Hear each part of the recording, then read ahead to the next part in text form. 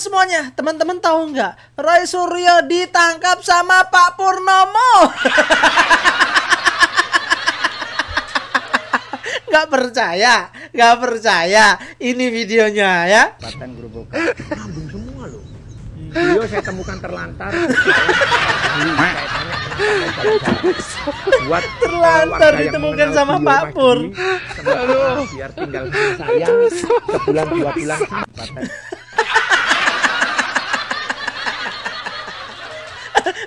Tolong ya, bagi yang keluarganya ya mengetahui orang ini siapa ya, tolong segera hubungin Pak Pur ya. Kenapa? Terlantar dia. Mau nyari ijazahnya Pak Jokowi palsu nggak ketemu-ketemu. Sampai stres ya, hidup di jalanan, pengangguran.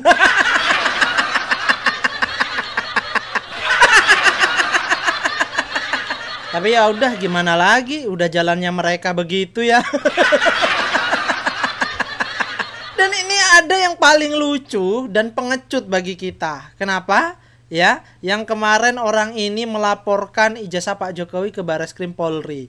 Ya, nah setelah dimintai klarifikasi, orang ini mangkir berkali-kali. Siapa sih? Ya, orangnya pernah di penjara, katanya doktor, ya, tapi ya pengecut. Pengen tahu kondisinya seperti apa? Coba lihat ini ya. Aduh.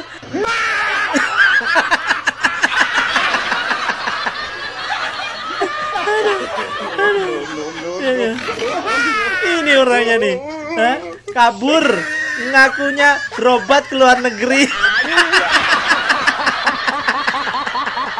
Aduh, ini gimana ini? Hah? Lihat, kemarin paling kenceng teriaknya ya, ijazah Pak Jokowi palsu ya. Sekarang pura-pura sakit.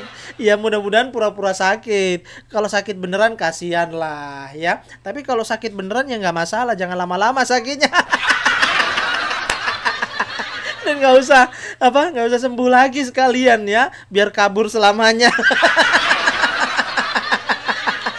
Aduh, ada-ada aja ya.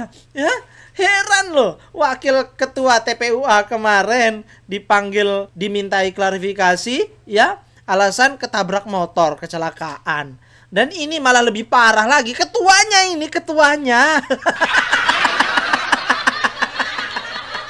Kurang ajar, anak buahnya ditelantarkan. Stres. Dan akhirnya tahu nggak teman-teman? Ya, Rismon memenuhi panggilan Polda Metro Jaya.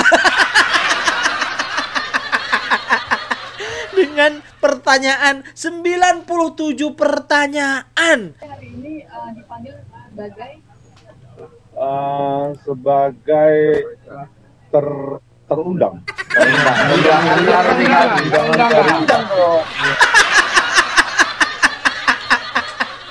Udah panik. Sebagai apa? Terundang-undang atau gimana?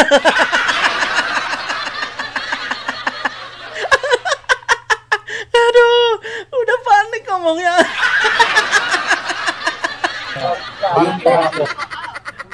Klarifikasi tentang berkaitan dengan pelaporan oleh Pak Joko Widodo. Ya, Sebagai apa? Terundang. Aduh, ternyata Pak ijazah Pak Jokowi. Ya. Gimana rasanya? Ya, diperiksa, ya, dikasih pertanyaan 97 pertanyaan. Bisa jawab semua nggak itu, Bang? Berharap gitu ya, keluar dari Polda Metro Jaya pakai baju oranye gitu ya. Nggak bisa gitu teman-teman ya. Kita harus ikutin prosesnya ya, nggak bisa langsung ditahan seperti itu saja ya, karena ini kan masih tahap penyelidikan ya, klarifikasi. Nanti kalau udah tahap penyidikan udah pasti itu tersangka ya. Nah, makanya teman-teman harus ya ikutin aja prosesnya ya. Jangan kayak Roy Suryo CS nggak mau ngikutin prosesnya ya, menolak keputusan hasil laboratorium forensik Bareskrim ya. Mereka meminta untuk melakukan uji lab kembali. Jangan sampai ikut-ikutan seperti mereka lah ya. Kita ikutin aja proses hukumnya. Ya ini masih tahap penyelidikan. Mudah-mudahan setelah ini ya jangan lama-lama lah ya. Kita semua rakyat Indonesia yang cinta terhadap Pak Joko Widodo ya sudah geram sekali dengan kelakuan-kelakuan orang-orang pembenci seperti ini. Nah sekarang bagaimana menurut kembarannya Egy Sujana ya teman-teman, tapi bukan kembaran sekandung ya.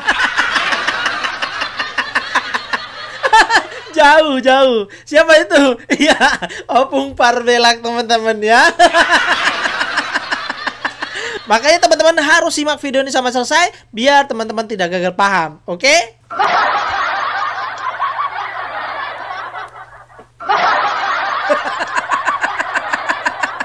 Pung, kok mirip kali kau sama siapa? Sama yang mangkir 2 kali itu.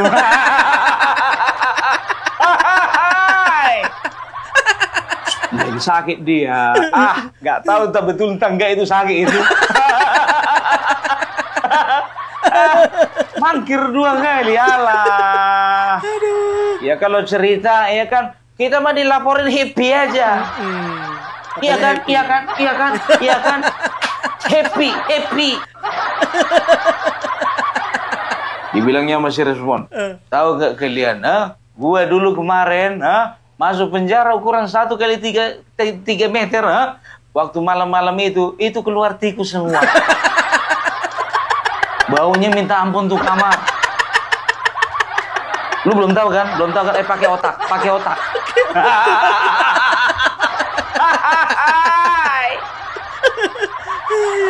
Ditakut-takutinya orang masuk penjara. Aduh, Pung, jujur, serius dulu kau, Pung. Perasaan Egy Sujana nggak ada kayak gitu, Pung. Nggak ada. Siapa itu? Aku siapa lagi ngomongin Egy Sujana? Enggak. Itu topi sama kacamata, iya, kumisnya perhatikan. Kumisnya menceng. Ini apa judulnya nih? Egy Sujana featuring Charlie Chaplin. Iya, casingnya Egy Sujana, tapi mentalnya mental Charlie Chaplin. Ya kalau kemarin itu, kita maju, kita akan adili Jokowi, ke Solo nggak ikut.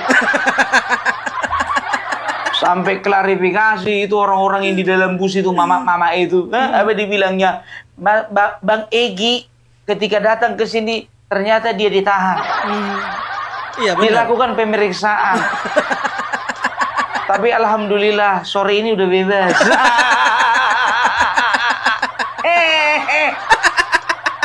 Nggak taunya dalam acara podcast aku dia. Saya sengaja nggak datang. Saya lagi sakit. Nggak taunya yang lain teman-temannya bilang apa? Bang Egy Sujana itu dia nggak datang ke Jogja karena dia sudah perhitungkan. Karena dia sudah perhitungkan bahwasanya Bapak Joko Widodo tidak akan menerima beliau. Kata siapa nggak menerima? Aku udah pergi ke sana. Itu pagar rumah Bapak Joko Widodo, ya, itu pintu untuk masuk tamu itu lebarnya 1,5 meter. Itu sampai sekarang engselnya itu masih bagus. Belum karatan. Sering dikasih pelumas. Jadi kalau dibuka tutup masih lancar dia. Mau dari mana kau masuk? Dari pintu gerbang. Di sebelah kanan ada gerbangnya. Tempat nyimpan mobil bisa masuk kau. Bisa. Mau dari mana lagi? Akses pintu belakang. Bisa, langsung ke dapur. Banyak kali gaya. Aduh. Bang Egy Sujana sudah memperhitungkan semua. Pret, cerot.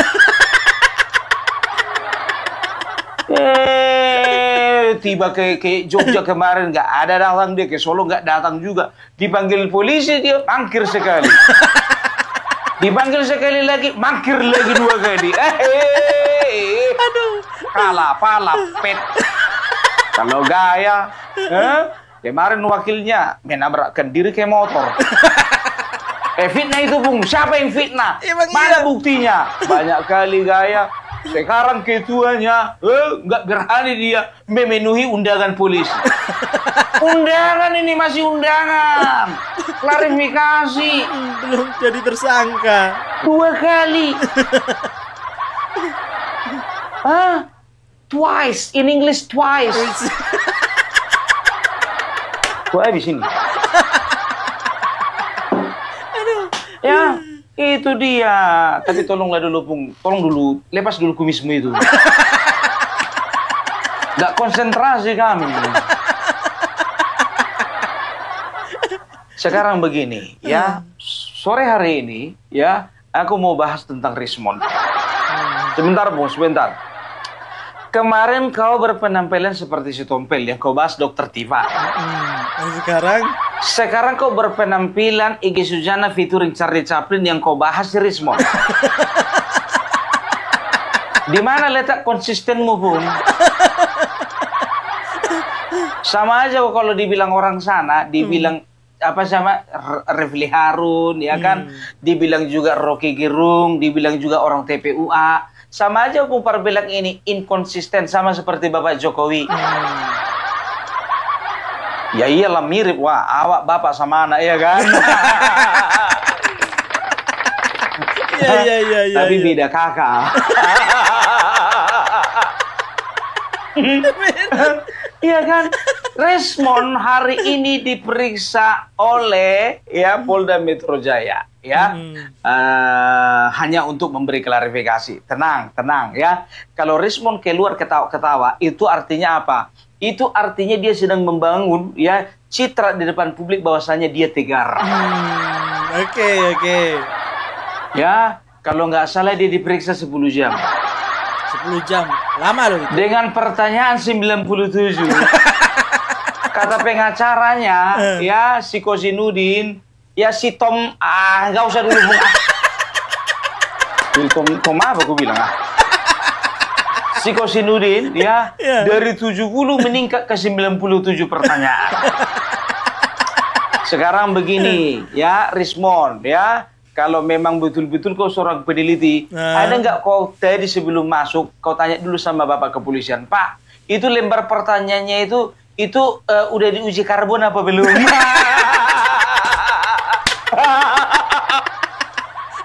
Kalau bisa Pak, kasih pertanyaan saya dengan tulisan Times New Roman ya Pak. Udah kau bilang kayak gitu. Kenapa komplain kau dikasih 70 pertanyaan meningkat jadi 97 pertanyaan? Tapi peneliti, saintis. Harusnya bangga dong 97 pertanyaan, iya kan? Sekarang begini, ya Bapak Joko Widodo, ya 22 pertanyaan 1 jam. Ya, 22 pertanyaan 1 jam. Kalau misalnya diperiksa, kalau disamakan sama Rismond, ya sama-sama 10 jam, ya 1 jam 22 pertanyaan, ya berarti kalau 10 jam Bapak Joko Widodo sanggup menjawab 220 pertanyaan, kan begitu. Nah si Rismond sanggupnya cuma 97 pertanyaan, dan itu katanya tadi ada beberapa pertanyaan yang saya tidak mau menjawab.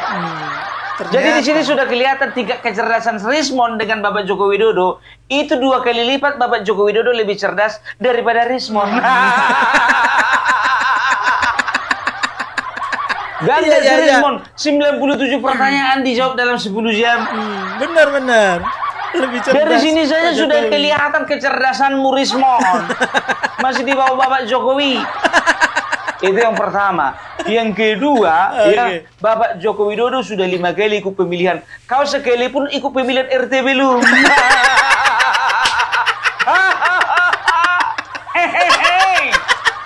Iya, benar.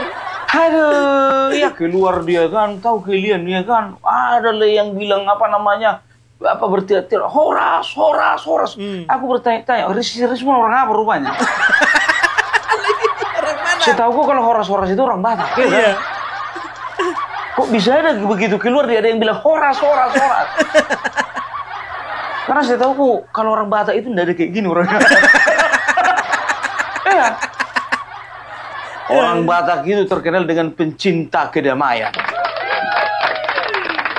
pencinta kejujuran, tidak pernah membuat masalah, tidak pernah membuat gaduh, walaupun di dalam keluarga, kalaupun ada itu cuman oknum. Apalagi ini buat gaduh satu negara. Aduh, iya kan? Kita nggak tahu ya apa pertanyaan yang dilontarkan pihak kepolisian. Tapi garis-garis besarnya tadi sudah dibeberkan sama si Rismond. Ya terkait bagaimana penelitian, ya kan? Dipertanyakan kepolisian. Apa otoritas Bapak melakukan penelitian?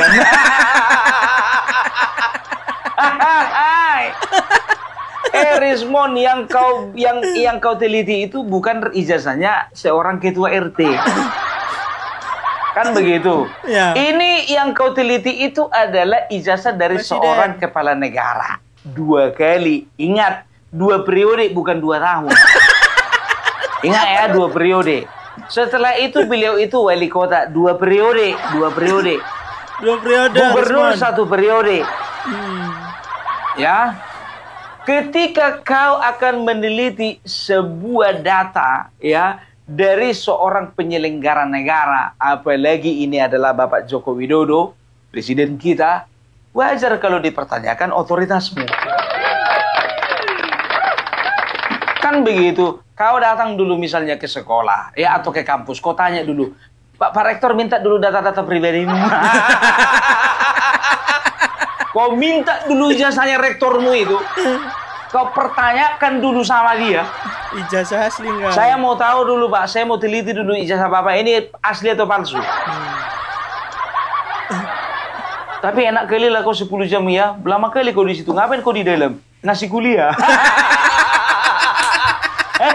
Ngasih kuliah kau di dalam. Sama kayak si Suryo. Keluar dia kan, capek kali mukanya Pak. Pikirku lesu kali kau ini yang dehidrasinya di dalam. Yang nggak dikasih minumnya nggak tahu juga ya kan, karena nggak dikasih minum dia dehidrasi dia, kekurangan cairan. aduh ya. Tapi apapun ceritanya nggak usah senang, karena Suryo juga kemarin itu ya itu dalam rangka hanya minta klarifikasi, bukan pemeriksaan sebagai terlapor ya. Dan juga ini sekarang Rismond juga sudah terklarifikasi, hanya sekedar memberikan klarifikasi ya. Dan menurut keterangan katanya tadi, menurut pengacara mereka yang dikatanya pengacara kondang, jadi ini nggak ada beda.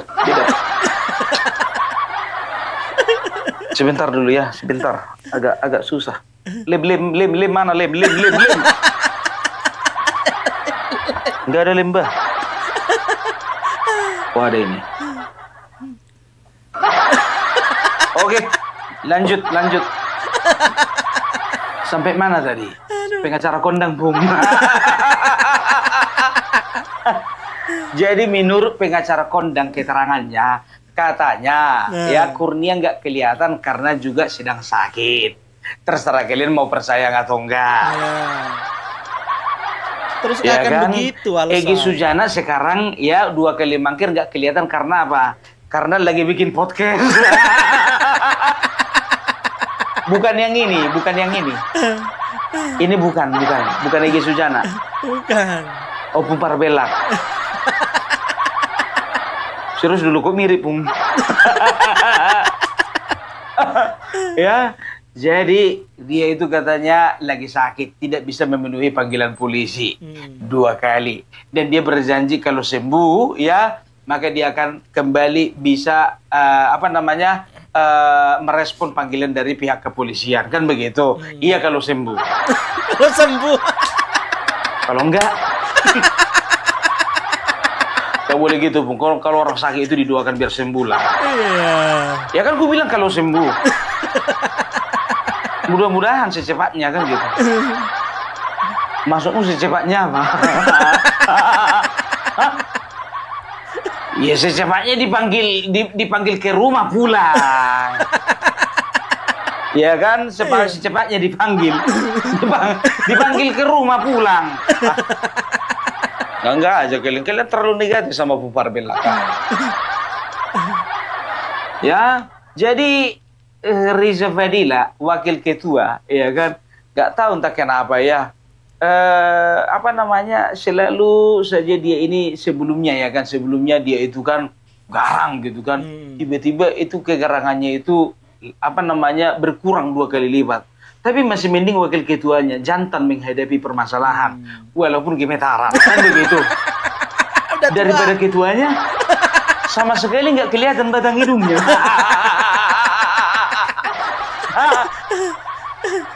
Makanya sebetulnya yang cocok ketuanya ini sebetulnya si Riza Fadila ini, ya kan? Nah, ya kan, Rismon juga mengatakan ya bahwasanya saya dipanggil itu, saya tidak terima terlapor itu RS. Siapa RS?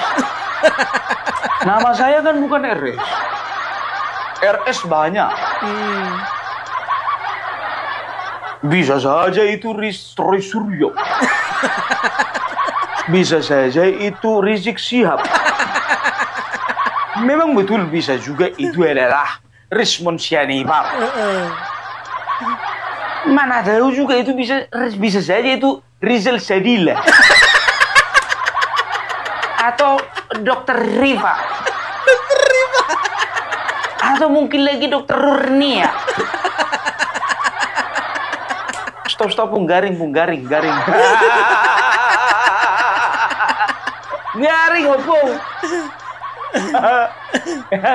Jadi sekarang gini, mereka ngotot ya kan, bahwasanya kemarin itu ya mereka tidak dilibatkan ya di dalam penyidikan kan begitu. Sebetulnya kalau menurut aku ini kan bukan penyidikan, ini masih penyelidikan ya kan begitu. Waktu di Barreskrim itu, ya kalau sudah penyelidikan ya, kalau sudah dinyatakan bahwasanya bukti tidak kuat ya, maka akan diberhentikan. Nah, ini bukti apa? Kalau sudah dikatakan ijazah Bapak Joko Widodo asli, nggak akan mungkin lagi dinaikkan ke penyidikan kan begitu. Nah, mereka menuntut dilakukan gelar perkara khusus. Gelar perkara khusus apa? Sedangkan nyampe penyidikan pun belum. Oke, iya benar. Kalau sudah naik ke penyidikan, ya baru. Itu berarti sudah ada penetapan tersangka. Kan begitu. Ini aja diputar-putar orang itu. Ada lagi satu lagi lawyernya itu, apa dibilangnya? Iya kan? Kenapa ijazah Bapak Joko Widodo itu nggak disita? Lo ini penyelidikan bukan penyidikan, kalapa. Jangan kalian bentur-benturkan apa namanya pemahaman kami dengan pemahaman kalian, nggak nyambung. Kalau mau bodoh kalian ya bodoh aja lah, jangan aja orang. Kalau bodoh aja lah. Iya kan? Nah, jadi kita lihat aja bagaimana Rismon ini ke depannya ya. Kalau sekarang ya banyak orang itu bilang ya kan, teman-teman ini di media sosial, kenapa nggak langsung dimasukkan aja ke penjara? Maunya Rismon itu ganti baju lah. Nggak boleh begitu. Kita hormati kepolisian dengan setiap proses dan juga tahapan-tahapan yang sedang dilakukan. Kita hormati lah ya. Kan begitu. Nah, sekarang yang jadi pertanyaannya ya, Egy Sujana mana?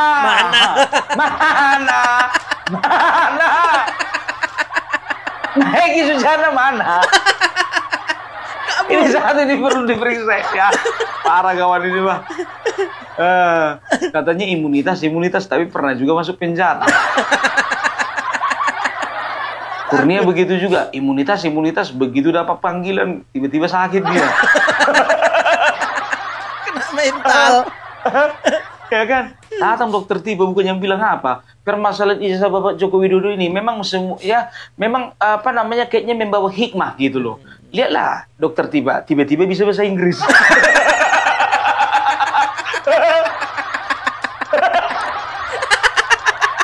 Salut aku, Pak. Salut.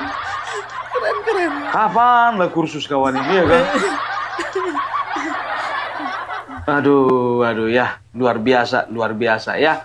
Jadi sekarang gini, kita masuk ke tahapan yang lebih serius.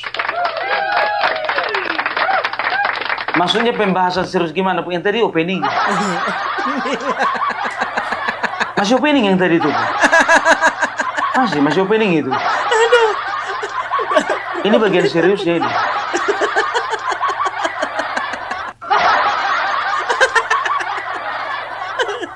Ya jadi begini ya. Kalian ini menurut pikiranku ya. Ya kita agak apa dulu. Kalau tadi bercanda, sekarang kita agak serius dulu, agak cerdas dulu. Oke. Kalian berpikir enggak ya kenapa masalah ijazah yang mempertanyakan keaslian ijazah Bapak Joko Widodo ini masih terus bergulir ya. Walaupun Bapak Joko Widodo tidak lagi menjabat sebagai seorang presiden ya. Aku curiga ya. Ini dana yang digelontorkan ya untuk membayar orang-orang ini cukup besar ini ya. Karena apa ya? Coba bayangkan kalian ya. Adalah sebuah kebodohan ketika kita berpikir bahwasanya Bapak Joko Widodo itu tidak punya ijazah. Itu kebodohan ya. Benar. Tapi mereka berani mengambil risiko ya. Satu ketika ijazah Bapak Joko Widodo itu memang betul-betul asli ya. Mereka ini bisa masuk penjara, mereka sudah pikirkan risiko itu. Kan begitu ya. Tapi ini mereka gaungkan terus dengan keras ya. Risiko mereka itu di penjara ya. Itu risiko mereka pasti masuk penjara ya. Tapi kenapa mereka bisa ngambil risiko sebesar itu? Berarti ada bayaran yang sama besarnya dengan risiko yang mereka ambil. Bener juga loh. Iya. Pung, sebentar dulu. Kalau menurutmu ini kepastian atau asumsimu aja? Ini cuma asumsi, ya kan? Bisa saya karena coba perhatikan kalian dulu ya. Kayak kemarin gitu loh. Ya ini ijazah bergulir mulai dari tahun 2021, bergulir terus sampai sekarang. Kan begitu. Kenapa kasus ijazah Joko Widodo ini, ya Bapak Joko Widodo ini yang diangkat gitu? Kenapa nggak kasus yang lain? Kalau mereka memang bisa contoh katakanlah korupsi, atau misalnya katakanlah penyelewengan kekuasaan atau abuse of power, setelah itu ada nepotisme, setelah itu ada pengangkangan undang-undang atau apapun itu yang mereka tuduhkan selama ini, atau Bapak Joko Widodo itu adalah bagian dari PKI, ataupun juga Bapak Joko Widodo ini membangun IKN itu untuk keuntungan pribadi, kan begitu, ya kan? Kenapa nggak isu seperti itu yang mereka angkat? Benar ya. Kenapa? Karena mereka tidak punya cukup data sama sekali. Kalau mereka angkat mengenai IKN, ya mereka tidak punya data, ya. Mereka mau angkat masalah korupsi, mereka tidak punya fakta, tidak punya bukti. Mereka angkat mengenai nepotisme, mereka nggak punya alasan, nggak punya bukti gitu loh ya. Dan juga ini sangat berisiko besar gitu loh, berisiko besar gitu loh ya. Karena memang ini sudah membawa kegaduhan yang lebih besar lagi kan begitu. Kenapa mereka ngambil yang masalah ijazah palsu, masalah yang remeh-temeh? Karena mereka tahu ya, kalaupun harus masuk penjara, efeknya tidak sebesar ketika mereka memfitnah Bapak Joko Widodo makan uang korupsi dari hasil pembangunan IKN. Oke. Kok makin kayak gini penampilanmu makin cerdas ya, Bung ya? Masa sih? Fix ya? Pakai belangkon, aku nggak pakai belangkon lagi ya. Gitu dia ya. Jadi kalau aku katakan sebetulnya di belakang mereka ini ada pendana besar. Pasti ada pendana besar ya. Kalau aku perhatikan pendananya itu pertama itu ya, itu dari bisnismen nakal ya. Bisnismen nakal itu seperti apa ya? Bisnismen ya, pelaku bisnis yang yang kerajaan bisnisnya itu terganggu oleh kebijakan-kebijakan Bapak Joko Widodo selama memerintah. Loh, kenapa mereka bergeraknya baru sekarang, Pung? Ya karena Bapak Joko Widodo sudah lengser, sudah purna tugas, makanya beraninya sekarang. Kalau kemarin mana berani orang itu? Nah, makanya digas terus supaya apa? Supaya ini mereduksi kekuatan Bapak Joko Widodo yang dipastikan 2029 akan bersinar terang, kekuatannya akan berlipat-lipat kali ganda. Nah, kalau Bapak Joko Widodo masih memiliki pengaruh di dunia politik, ya, pengaruh yang kuat, maka ini akan semakin mematikan bisnis mereka. Kalian perhatikan Riza Khalid, ya, coba bayangkan kalian, selama ini nggak pernah tersentuh. Pertanyaanku, apakah Bapak Joko Widodo nggak tahu kalau dia itu mafia? Pasti tahu lah. Tahu, ya. Iya. Tapi apakah Bapak Joko Widodo tidak memiliki keberanian? Ya, mungkin, ya. Kalau keberanian beliau punya, ya. Tapi mungkin time-nya masih kurang tepat. Butuh waktu memang. Karena beliau tahu Waktu yang tepat. akan ada tangan yang lebih kuat ya untuk menghajar orang ini, yaitu tangan yang ditunjuk oleh Bapak Joko Widodo, yaitu Bapak Prabowo yang sudah disokong, disupportnya untuk menjadi presiden. Beliau mempercayakan kekuatan itu kepada Bapak Prabowo untuk membereskan semua orang-orang itu. Itu ya, jadi kalau bisa dikatakan pengaruh Bapak Joko Widodo ini ya memang dalam pemerintahan tidak sekuat dulu karena beliau bukan lagi presiden, kan begitu. Tapi dari segi ketokohan, segi karisma, dari segi kepemimpinan, leadership, dari segi relasi, beliau ini masih diperhitungkan bukan hanya di nasional tapi juga di dunia internasional. Coba bayangkan kalian ya, waktu ke Vatikan yang diundang siapa? Bapak Joko Widodo, kan Iya. begitu, bukan Rizal Fadila, Siapa Rizal bukan Fadil? Roy Suryo, bukan Egy Sujana. Sebentar, siapa rupanya mereka itu? Bukan siapa-siapa. Makanya jangan kalian itu merasa bahwasannya kalian itu adalah somebody, padahal kalian itu sebetulnya nobody. Ya. Apalagi si Kosinudin, kau jaga mulutmu itu ya. Selalu kau mengatasnamakan rakyat. Ini nih. Si tompel nih ya. Rakyat, bagus-bagus kau ngomong kau rakyat. Aku nggak terima, aku juga rakyat. Nggak pernah aku terwakili sama kau. Tom, jangan lanjutin, Pung. Jangan lanjutin, Pung. Tompel. Nggak usah dilanjutin, Pung. Nggak usah. Biar kami aja, Pung. Itu dia, ya. Jadi kalau aku katakan ini ada desain besar sebetulnya, ya. Karena memang sejak lama ini sudah kucurigai ini ada dana besar. Karena apa? Ini resikonya ini berat. Resikonya ini pasti masuk penjara. Karena apa? Sudah bersentuhan langsung dengan hukum gitu loh, ya. Mereka tahu mereka bakalan resikonya itu akan masuk penjara, tapi mereka terima karena apa? Bisa jadi mereka terima bayaran. Bisa jadi. Ku bilang apa tadi? Bisa jadi. Gitu loh, aku tidak menuduh kemungkinan. Nggak tahu kemungkinannya kecil apa besar. Tapi besar kemungkinan ya. Gitu. Nggak mungkin Ya, berani jadi bertindak sampai segitu. ketika sempat misalnya terjadi chaos di tengah bangsa ini, di tengah masyarakat ini, ya akan ada pihak-pihak yang diuntungkan karena apa? Karena mereka akan memanfaatkan situasi. Ya, bisnismen nakal ini, pengusaha-pengusaha nakal ini, biar tahu kalian, mereka ada di balik, ya inilah dia menamakan diri akademisi. Ada di balik politisi, ada di balik saintis, ada di balik pemuka agama, bisa saja. Mereka pengaruhi itu, bagaimana supaya mereka itu bisa, menguatkan lagi kerajaan bisnis mereka yang sudah dirusak oleh Bapak Joko Widodo. Ternyata makin rusak dibikin Bapak Prabowo. Ya, jadi itu aja lah dulu dari Opung Parbelak ya. Mudah-mudahan kita doakan saja ya, yang kemarin mangkir 2 kali cepat sembuh supaya cepat memenuhi panggilan polisi. Kasihan itu Pak, daripada nanti diangkut begitu begitu sehat langsung diangkut, kan lebih bagus datang sendiri. Oke? Jadi itu dari Opung Parbelak. Salam NKRI harga mati. Oke, jadi begitu teman-teman ya. Nah, ini memang benar-benar kita semuanya harus berhati-hati dengan gerakan-gerakan mereka. Ya, mereka tidak akan berani sejauh ini tanpa ada alasan. Dan kita juga nggak terima. Kenapa? Ya, kok ya saya juga rakyat, teman-teman yang lainnya juga rakyat, ya. Kok mereka mengatasnamakan rakyat? Rakyat yang mana itu loh? Ya, kita nggak mau Indonesia itu terpecah belah, ya, diadu domba, mengakibatkan kericuhan, ya, nggak mau. Lah sedangkan rakyat yang mana yang mau seperti itu? Nggak ada kan? Oke, terima kasih. Bagaimana menurut kalian? Silahkan tulis di kolom komentar ya.